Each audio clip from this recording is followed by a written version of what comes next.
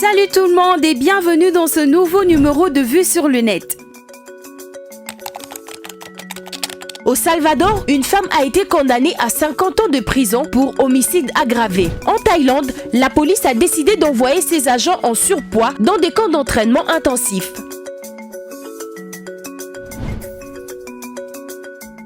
Au Salvador, une femme a été condamnée à 50 ans de prison pour homicide aggravé, pour avoir accouché d'une fillette qui n'a survécu que quelques heures dans les toilettes en raison d'une urgence obstétrique. Le Salvador est un des pays où la législation contre l'avortement est plus sévère. Le parquet a affirmé que Leslie Ramirez, la jeune mère, avait tué son bébé après l'avoir mise au monde, alors que ses défenseurs ont déclaré qu'elle avait fait une fausse couche. Le verdict prononcé le 29 juin n'est basé que sur des purs et simples préjugés du genre, a dénoncé l'organisation féministe dans un communiqué annonçant qu'il sera fait appel du jugement pour obtenir la libération de la jeune femme.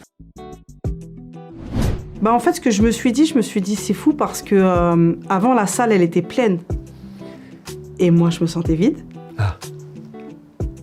Et là, je suis rentrée, la salle était vide. Mais moi, j'étais pas vide. J'étais bien. J'étais hyper apaisée. J'étais bien. J'ai même aimé ce que ça a procuré en moi, c'est que... Elle va retourner dans l'ombre. Après le succès de son documentaire Salam, Diams a publié un message pour remercier ses fans et leur annoncer qu'elle se retirait à nouveau de la scène médiatique. J'aurais aimé trouver le mot juste pour vous dire ce que je ressens, mais je pense que je ne les trouverai jamais. Vous ne pouvez pas savoir combien j'ai pleuré, combien mon cœur a été touché, combien j'ai souri, combien j'ai remercié le Très-Haut de recevoir tant d'amour, a écrit l'ex-rappeuse convertie à l'islam. Projeté au cinéma le 1er et 2 juillet, le documentaire qui revenait sur l'histoire de Diams a attiré 900 096 spectateurs dans 186 salles en France. Le film a même été numéro 1 du box-office pour la journée du vendredi 1er juillet. Plus les jours passaient, plus je m'enfonçais. Comme la sensation de m'enliser ou de tomber dans le vide. Et de faire une chute interminable. Les gens chantaient et me prenaient en photo. La musique était forte, tellement forte. Elle étouffait le cri de mon âme, qui hurlait au secours. Tout le monde dansait, chantait. La salle était pleine, mais pourtant pour moi, tout était vide.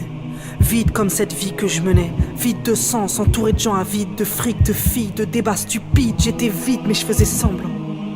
Semblant d'être bien. Mais je perdais la tête de plus en plus. Je prenais des cachets de plus en plus. Je me faisais du mal de plus en plus. Et puis je pensais à la mort de plus en plus, mais je disais rien. Je continuais à faire semblant. D'ailleurs, parfois, je me demande, on était combien à faire semblant?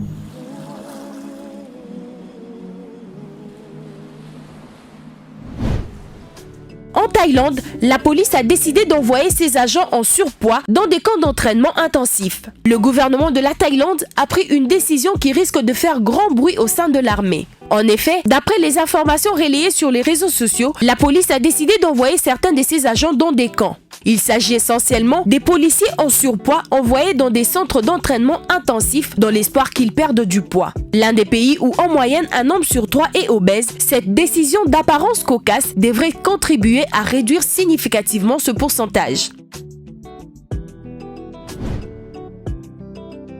Camerotech, une start-up israélienne qui appartient au groupe Sami Katsav, s'est spécialisée dans les radars micro-puissance UWB et à impulsion, des radars capables de voir à travers les murs lors du salon Aerosurie 2022 qui s'est tenu à Paris. Ce radar au fonctionnement encore très secret, pour ne pas dire trop secret, embarque un logiciel absolument diabolique puisque ces derniers permet de localiser précisément un ou plusieurs individus situés derrière un mur. Rien n'arrête ce système de localisation ultra puissant, pas même un gros mur de béton.